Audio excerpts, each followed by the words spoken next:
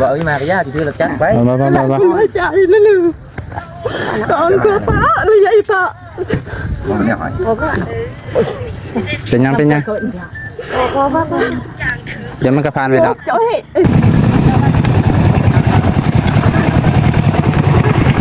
ว่าง่ายๆเถอะจิตสำนึกของความเป็นแม่น่ะถ้าจะเอากับลูกปานนั้นก็คือสิเอาก็คือสิเอิ้นว่าจังไดล่ะปะถ้าบ่เมื่อมันก็ขึ้นกับคดีเด้คดีก็คดีเอาไปอย่างดี3 ล้านน่ะมันเหมาะบ่แม่นเราลิ้นได้แม่เด้บ่แม่นเราลิ้นได้3 ล้านน่ะมันเหมาะกับการที่จะเป็นว่าใส่บ่จังหนึ่งเจ้าก็เคยเป็นครอบครัวเดียวกันแม่นบ่มันว่าสิไปเว้าเลยไปมันก็ไม่ได้คือจังซี่เนาะผิดเข้าคือเก่าอีกผิดบ่เกี่ยวแม่จังซี่ก่อนเรื่องบ่ผิดว่าทีหลังตอนนี้นี่อีพ่อคืออยากให้เจ้าเมื่อก่อนเรื่องผิดบ่ผิดไว้ทีหลังเนาะเจ้าย่านผิดบ่ผิดอาณาไว้ทีหลังก่อนเดี๋ยวนี้สิเว้าเรื่องขอขมาลาโทษที่นั้นล่วงล้ำคำเกินเจ้าเข้าใจเนาะคันเจ้าหักได้เจ้าแล้วก็แล้วน่ะเพิ่นสิมาเพิ่นสิมาเพิ่นสิมาแต่ตอนนี้ให้แม่ถามก่อนมาแล้วบัดนี้เจ้าสิว่าเมื่อหรือบ่เมื่ออันนี้เรื่องของเจ้าเด้ถ้าบ่เมื่อมันก็ขึ้นกับคดีเด้คดีก็คดีเอาไปอย่างดีเพราะว่าอันนี้ยอมหมดแล้วอันแล้วบัดนี้มียังแน่มียังแน่ที่ต้องมาขอขมาลาโทษเดี๋ยวบ่อันนั้นมีเพิ่นมียังแน่มายอมมานั่นก็ตามสมควรหมูแล้วก็มีเพิ่นได้เงินเขาจะได้ไล่เงินเท่าไหร่เงิน3 ล้าน3 ล้านน่ะมันเหมาะบ่แม่นเราลิ้นได้แม่เด้บ่แม่นเราลิ้นได้ได้ว่าลิ้นเขาต้องเป็นคิด3 ล้านน่ะมันเหมาะกับการที่จะเพิ่นว่าใส่บ่แบบว่าเยอะความนักอีแม่นะว่าเพิ่นแน่ปานนี้เพิ่นว่าในแล้วแน่กับเจ้าอีแม่3 ล้านนี่แม่เจ้าว่านั่นว่าคันจักนั้นได้เขาก็ลืมเลยงานว่าแล้วเจ้าก็ต้องเว้ามาแล้วบ่ต้องลืมเรื่องนี้บ่แม่นที่จะลืมไรแม่ว่าแท้เจ้าสิไปแต่งซึ่งมันก็ไม่ได้กันแม่ว่าบ่ได้แต่งนะเดี๋ยวนี้เขาก็ลืมแล้วแหละเฮิงอะไรบ่แม่นเดี๋ยวนี้ว่าเอานั่นลืมแม่นเขาสิไปแต่งแบบอย่างหนึ่งเจ้าก็เคยเป็นครอบครัวเดียวกันแม่นบ่คันว่าสิไปเว้าเลยไปมันก็ไม่ได้บ่ได้ดอกคอยก็บ่เว้าไปในไม้ดอกคอยก็เว้าในตันละเว้านั่นแหละเขาจะว่า3 ล้าน4 ล้านก็เอานำหมู่ล้านนึงเงินล้านนึงหมู่นึงก็แบบคนเฮือนเดียวกันมันนี่แม่คนเฮือนเดียวกันก็เว้าง่ายๆเถอะจิตสำนึกของความเป็นแม่น่ะถ้าสิเอากับลูกปานนั้นก็คือสิเอาก็คือสิเอิ้นว่าจังไดล่ะปะเฮาก็ซ้ำเท่ากันเฮาไม่เท่าอันนี้ก็ลูกหลานเฮาก็ซ้ำว่าแม่ถ้าเจ้าว่าสิเอาตั้ง3 ล้าน4 ล้านค่อยลืมเลยความเขาว่าค่อยลืมหัวกินน้ำคันว่าเรื่องมินิคดีความ3-4 ล้านนี่ถือว่านักตบตีกันเพิ่นเด้กันตามกฎหมายอาญาเด้คันเอาอีแม่ตีไปเพิ่นละแม่คันอีแม่ตีคันแม่ตีตบอันนี้ทำลายร่างกายนั่นคือคดีแห่หุ่นแห่ไปว่ากับผู้ใหญ่รถท่านอย่าไปว่ากับคอยอย่ารถไปว่ากับผู้ใหญ่ซะแล้วบ่ไม่ว่าตอนนี้หั่นเท่ากันแล้วว่าอีแม่บ่เอาคือกันอีพ่อน่ะยังมาหาเจ้าเด้นี่ฮะเดี๋ยวเจ้าสิมาหาเราก่อนบ่คอยบ่มึงอ่ะคัน1 ล้านนึงคอยบ่มึงอ่ะก็บ่เป็นยังง่ายเรื่องนั้นซ้ำนั้นก็พอไว้อยู่ไว้แล้วซ้ำนั้นแหละแต่ว่าเรื่องเพิ่นล่ะอีเมสิมื้อหรือบ่มื้ออีเมคิดก่อนอย่าเพราะว่าเมื่อบ่เมื่อคิดก่อนคิดทีหลังก็ให้ไปว่าย้ายโลดอันนี้จังแนวเอาเลยพอลืมเลยเพราะว่าจังได๋ก็ผัวเจ้ามั้ยผัวเขาผิดกันกับผัวเดี๋ยวนี้เขาผิดกับลูกบัดเจ้าเมื่อเจ้าก็บ่ได้อยู่กับเอื้อเฮาเจ้าก็ไปอยู่กับผัวอยู่กับอีแม่ก็มีแต่เจ้าก็คือว่าอายุก็จังหวัดไปเว้าคือเก่าอีกบ่เขายกมือเลยมาจังหวัดมาเว้าคือเก่าอีกทีเฮาถามจังซี่อีแม่อายุจักปีล่ะเขาบ่จักอายุความอดทนความเป็นผู้ใหญ่มันก็ต้องมีน่าแม่กระทบกระทั่งมันก็ต้องมีคือกับแขวกับลิ้นเนี่ยมันก็ต้องมีครบกันแน่ไปเว้าลูกไปเว้าอันนี้เขาลงลืมเลยจะมาแล้วผู้ใหญ่เขาบ่ยังมาเขาละอายครอบครัวเฮานี่เป็นจังซี่มันมีแล้วอยู่เรื่องเก่าๆเดิมๆคนละผู้ใหญ่ในบ้านไว้เราอยากแล่นมาถ้าเรามาได้เราแล่นมาแล้วเดี๋ยวนี้ฮะอยากให้เรามาเราก็ย้อนเจ้าอะไรอยากให้เมื่อแต่ว่าบ่เมื่อน่ะดิฉันอีพ่อมาอยู่พี่บ่เมื่อแล้วก็เบาหมู่กับเงินมาแล้วเขาบ่เมื่อแล้วเข้าใจเพิ่นว่าเอาเงินกับหมู่มาก็มีมือไปใส่บ่มือเอามาฮอดมือ จันไรแม่ ก็สิมายอมมาแล้ว ไปสิมาย้อมนี่นั่นกำลังกะเกียมเตรียมโตวไว้แล้วหั่นนะ หนึ่งกับเงินล้านหนึ่งครับ อีแม่ว่าบ่เมื่ออันนั้นอย่าพ่อเว้าเพิ่นสิมาย้อมสิมากลมกราบเฮ็ดหยังก็ย้อมนะว่าซั่นล่ะอีแม่ว่าจังได๋ก็สิเมื่อน้ำลูกน้ำหลานไปเบิ่งผัวเบิ่งแย่งตอนเพิ่นป่วยแต่คิดจังซั่นซะตอนนั้นก็ยังมีความสุขกันบัดตอนเพิ่นสิตายผัดหนีปะ เป็นนี่เบิ่งกันได้ น่ะเพิ่นก็ยังเว้าถึกแม่นบ่เจ้าเคยมีผัวบ่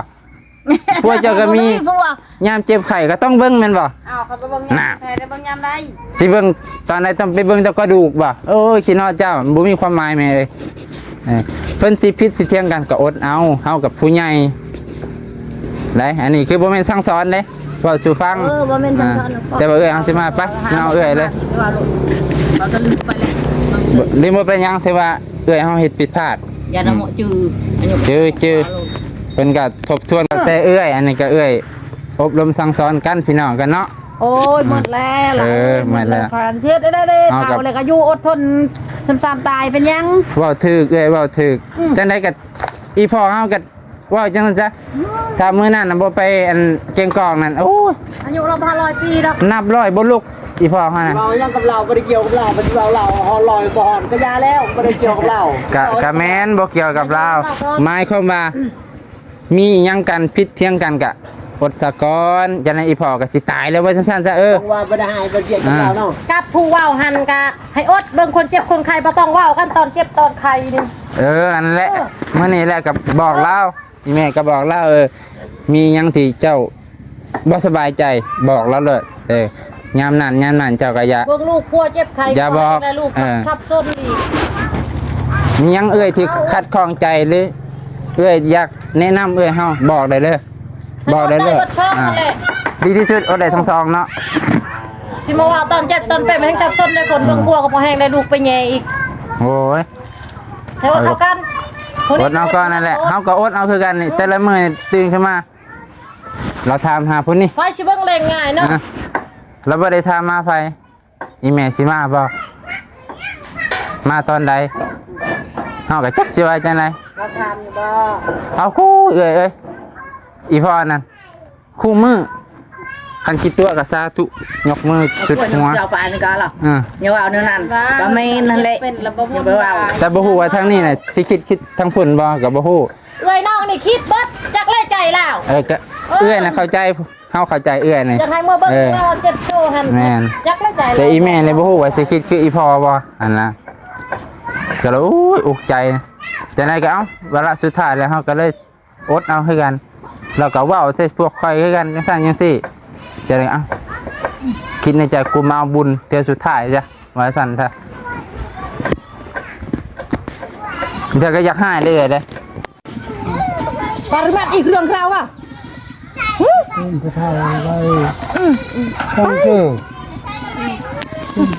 เปิดในท้องมันแม่ นั่นเลยหมักมันก็อยู่ ทางป่าคือแต่พวกเราไปเจ้ามาไปกูแต่เจ้าตาเต็มหิบดิตามเขาไม่ได้เลยบางคนงงไม่หมดเท่าหรอ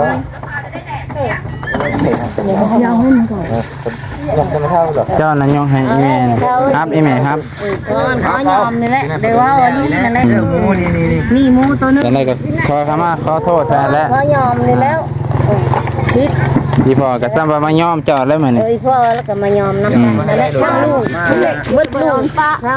เด้อเอ้ยจะได้ไง บ่แล้วมาเท่ากับมีมาแล้วมีมาก็ยากมึงจะมาอย่างนี้ผมเอาไปอย่างนั้นแล้วบ่เอามาก็ยากสิที่เราจักไป บ่ ใจนั่นนึงตอนก็ป้าเลยไอ้ป้า มันเนี่ยหอย โอ้ก็ เป็นยังโอ้ป้าก็ เดี๋ยวมันก็ผ่านไปแล้ว เจ้าเฮ้ไอ้นัวเฮ้ป้าเบิ่มตอนที่ป้าอีป้าลื่นบ่อีป้าอดีเนี่ยโดได้ยอบเก่านัวนัวโยเฮตริงตะไรน่ะยอมเฮตริงตะไรเฮอะไรดังชื่อทำมือไว้ ไอ้แม่เมื่อแล้ว เราเจ้า จะประมาณทั้งเราเมื่อยเราอันนั้นเอาคนใหญ่เลยก็แล้วจะเป็นยัง มีปะเบอร์อะไรอยู่เนี่ย เมื่อท่านเจ้าพิษเจ้าแปลนอะไรก็เมื่อ ยอมเลยเด้นี่ ด้านพิษก็บอกเอาแล้วว่าอะไรเด็กน้อย เอาเด็กเอ้ยแต่ว่ามันเอาปะ เขาก็บ่ได้อยู่เขาจะมาว่าพระเจ้าไม่อยู่ที่ภาษาเขาต้องหูเลย บ่อีปะแม่ที่ว่าร้ายก็ให้เบิ่งคุณบ้าไอ้อยู่ในบ้านเบิ่งปะทำปากเลยก็ไม่รักอันนั้นนอก ท่านเมื่อแล้วก็เรามาอยู่น้ำแล้วก็ให้มาเผาน้ำเล่าแล้วอยู่น้ำเล่าหันแล้วแล้วอยู่ต้องเดียวก็ได้ เราก็ต้องเบิ่งเอิ้นแล้วหนูก็ให้เจ้าที่กรุงเทพ เปลี่ยนกันมาอยู่น้ำเล่าหัน เราก็ต้องเบิ่งหักได้นั่นน่ะเอาก็สิไปปะแต่ผู้เฒ่าอยู่นั่นอยู่ ก็เป็นยังไงเดี๋ยวเอาบุตรบุตรท่านไหนคุณเดียวเราอยู่หันมันสิโบเราต้องเครียดกันเรื่องเผาน้ำเล่าอย่างนั้นแหละ ช่วงนั้นน่ะมันบ่มีคน ถึงใหม่ถึงตอบคนว่าโอ้ยเจ้าบริเบิ้งบริแย่งเอาเลยเอาอีกแล้วกูเจ็บมันก็เจ็บไปเลยเดี๋ยวจับตาเย็นกัน ได้อากิโล เอาไว้รถฟังไว้รถ เรียนประจานนี่อยากกินบอก นั่นอยู่ยังละก็ไม่ยังแค่ตามมัน เป็นการเมื่อคุณประเชิดเอาให้มันมาคิดกินมือกันมัดนะ บ่มากูเจอมถือเห็นเอาไปเล่นสิบ่ไก่ละพี่เจ้านักตัวหน้าแต่ยะน่ะจะไปเจ้าบ้านที่นี่ไปเจ้ามีกล้องแน่กับกล้องแต่ยะ ดองเท่านี้ก็ยังไปบ่ได้แล้วคันไปคันไปไปน้ำเข้า แต่เบิ้นนะยางเจ้าแต่เบิ้นเราจะไปย่าโดนแอม เรื่องทางเชื่อทางกับก้อนละคู่รู้ใหญ่มือละมือตกตัวละเบาบ้างไปเจ้าเป็นลูกเลยเบาอย่างนี้ แต่เบิ้นจ้า ไม่ได้ปะไม่ได้นั่นเนาะ ลาเรา ตอนไป ให้เว้ากันให้ได้เดี๋ยวเราโทรไปให้เพียงเว้ากัน เย็นบ่ให้ว่าบ่ได้หายกันเขาก็บ่ได้ไปจองเขาก็บ่ได้อยู่ห้องตมาแต่บางที เอาหน้าไปยังเบิ่งทานไป เราคนโทรเจ้านั่นดีเบิ่งกันของเราดีคันว่าดีเลยเบิ่งว่าเนี่ยนะนี่เลยโยเราก็จักที่ว่าอะไรเรา แห้งใจแห้งบ่สบายแห้งวิ่งไปอีกใจฮะเด้อบ่ได้ดีใช้กันชำวาเนี่ยนั่นแล้วเฮาก็ใจเฮาก็บ่ดีอีกใจผู้เป็นก็บ่ดีใจผู้เป็นก็บ่ดีเฮาก็จำเพื่อนเด้อจำเพื่อนเด้อจำเพื่อนเด้อ ไอ้เบิ่งแห้งไอ้เก็บไข่ได้ปัญญากับพ้องกันเบิ่งกันยัง ไปเก็บเอาเครื่องแล้วมาใส่รถไถในเมื่อขึ้นสู้แล้ว เหมือนว่านั่น สิไปอยู่ห้องอยู่ยังเฮ็ดบ่ช่างอีกอันนั้นเฮ็ดนั่นก็ ก็มาจับเอ้า ที่ทั้งกาแฟก็สิกินได้ด้วยจะกินบ่ บ่ได้กินเลยย่าย่ากินแล้วนะ